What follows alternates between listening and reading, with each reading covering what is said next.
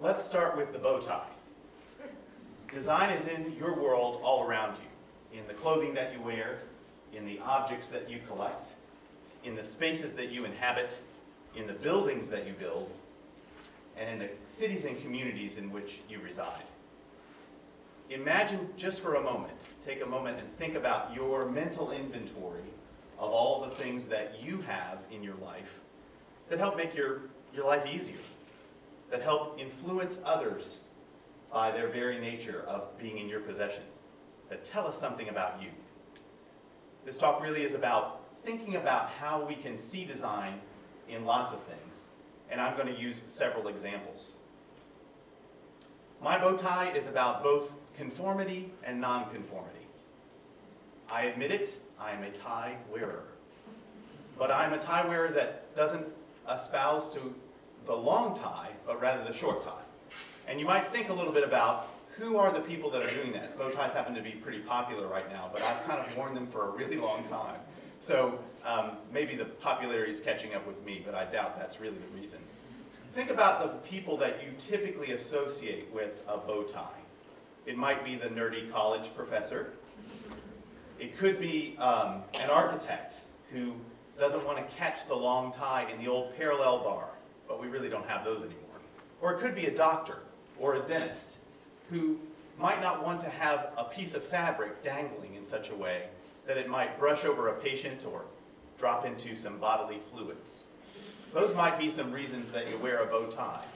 A little bit of a nonconformity, a subgroup within the broader tie-wearing group. But this is also a symbol of nonconformity at this university. Most of the men that I meet on a daily basis don't wear a tie at all. So my nonconformity is actually to don one. I just happen to do the short version, not the long version. Is that all that the bow tie means? I would suggest that this 18-inch long piece of double hourglass-shaped fabric, 2 inches wide, maybe contains more meaning, and if we had more time, I might be able to talk a little bit more about that. But really, I want to use that as an idea to think about what does it tell us along with everything else that you see before you. So a favorite jacket, my messenger bag from Europe, from a student trip, the glasses that I wear, my khaki pants, the button-down shirt. All of these things might give you a clue about who I am. And it's by looking in the world around that we begin to see those things. So, what are some other objects that we could take a look at?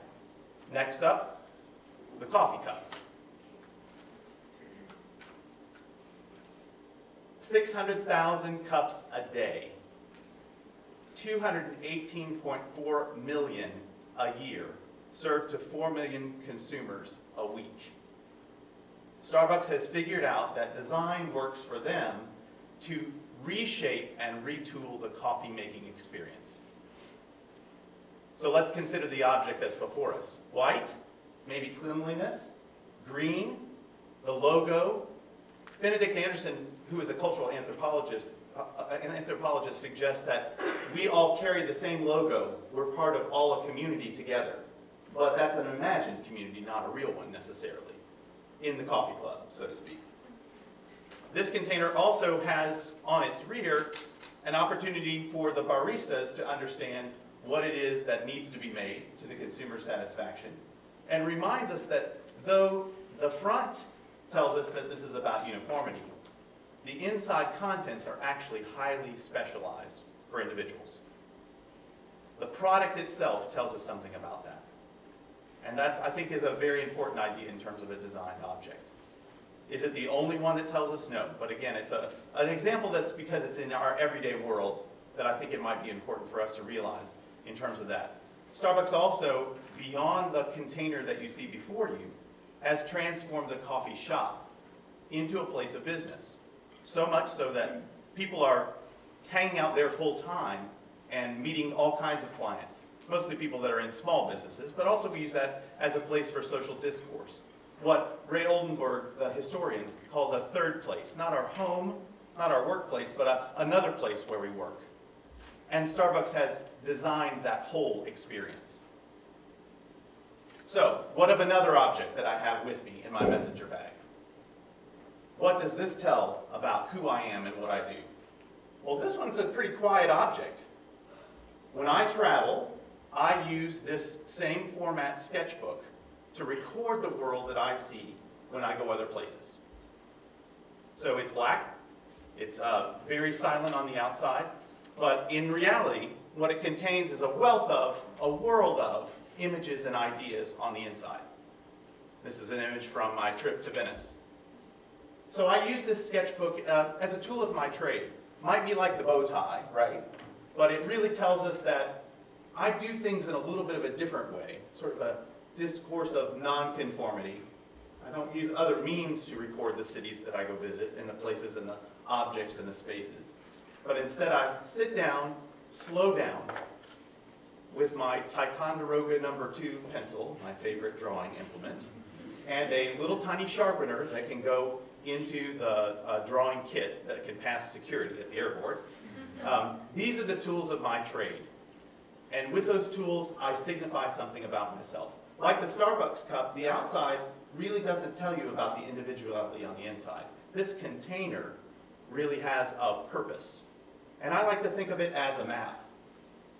A map that I use to trace where I've been, but a map, most importantly, that I use when I come back to share with other people about the places that I've been. And that map unfolds through a series of pages. Okay, so those are 3 artifacts that are on my person. Let me introduce one final one. My friends, this is Ivan the iPhone. Named for Ivan, a wonderful businessman, savvy entrepreneur, very busy sort of guy. He happened to also be kind of short, so compact. A lot of things happen with this artifact. So, please do me a favor. How many of you are smartphone or iPhone specifically users, by show of hands? Okay, that's nearly everyone in the room. So I'm going to ask you to do me a social experiment, participate with a social experiment with me. Take your phone out.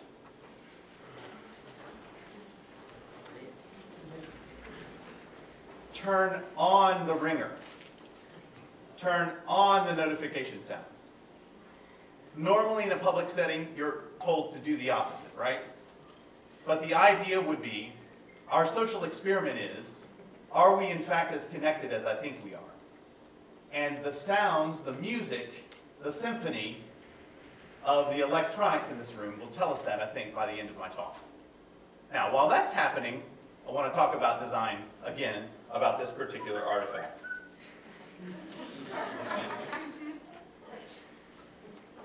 I like to think of this like the sketchbook and the Starbucks cup.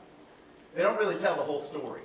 I picked out, I'm a designer, see this goes with the sketchbook, black, you can't tell anything about it, but really the more significant piece of this piece of equipment is on its front side, right? My screenshot and then what you're seeing on the screen there. All of the apps that I use on a daily basis. So again, inside the container, something highly individualized. And I think that that's significant. It tells you a lot about the people, or the person that you are, with the artifact itself. Now this artifact, this design artifact, is actually a major invention. It's less than a decade old, and it's changed how it is that we walk around this world. Steve Jobs, quite proudly introducing the iPhone in 2007, suggested that it was unprecedented, that a mobile phone came together with a map-making device, together with a way to store your music, which had previously existed, and you could, in fact, carry a website with you no matter where you are in the world. Well, provided that you're signed up to a service to do so, right? So the iPhone spawned all kinds of imitators, and some espouse that those are designed better or more completely. But the idea would be that this particular object shifted how it is that we began to see one another. Never before have we been so connected, and you begin to hear some of the tones that help us understand folks text messaging one another or sending phone calls to let us know, or Snapchat to remain current, right? And the idea would be that we are able to access each other in ways that are unprecedented. And design made that all possible. Through the innovation of that one team, they suggested a different way of thinking about the object that we carry in our pockets.